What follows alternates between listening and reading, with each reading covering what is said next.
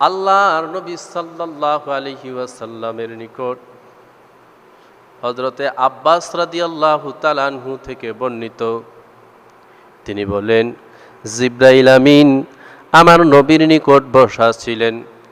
এমন সময় আসমান থেকে বিকট একটা আওয়াজ শুনতে পেলেন। আমার নবীজি আওয়াজটা যখন শুনলেন, জিবরাইল আমিন কে ডাক দিয়ে বললেন, জিবরাইল কিসের আওয়াজ শোনা গেল? জিবরাইল আমিন ডাক দিয়ে বলতেছে, ইয়া রাসূলুল্লাহ, ইয়া হাবিবাল্লাহ, নবী গো, এটা আসমানের একটা দরজা আজকে প্রথম খোলা হয়েছে ইয়া রাসূলুল্লাহ। আপনার আগে আর কোন নবীর যুগে দরজা খোলা হয় নাই।